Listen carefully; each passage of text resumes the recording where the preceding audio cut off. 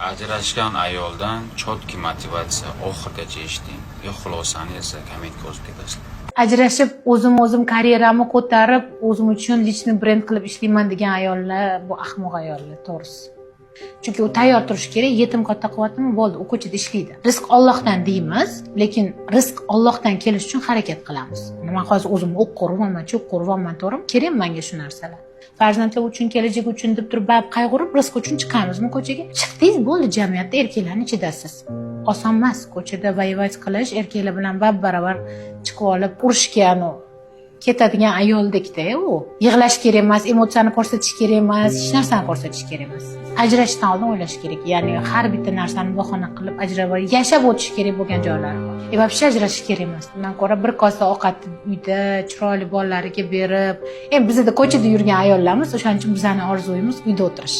Uyda o'tirgan ayollar sizlarga o'xshab lichniy brend qilsam deydi, lekin u lichniy brendning orqasida qancha mashaqqat yotibdi, qancha dard, alam, drama deb o'zi целая история. Boshqa ayollar zo'r ko'chada yashash deyotgandir. No, baribir fitratimizda uyda o'tirish, er duosini olish, rozi qilish degan narsalarni kirgizishgan-ku.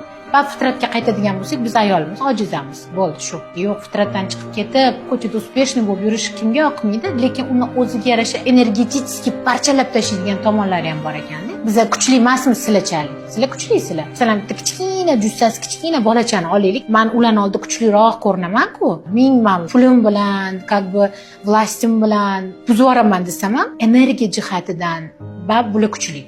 Erkakdan keladigan baraka boshqa, erkakdan keladigan energiya boshqa. O'sha uyda o'tirish kerak ayollar.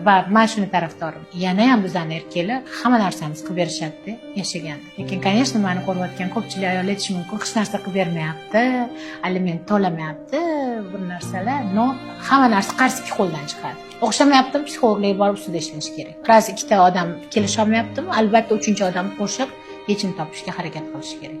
Ana bo'ldi deb prinsipga ketib ajrashib ketsa, hamma ajrashib ketaveradi, o'rtada bolalar yetim qoladi.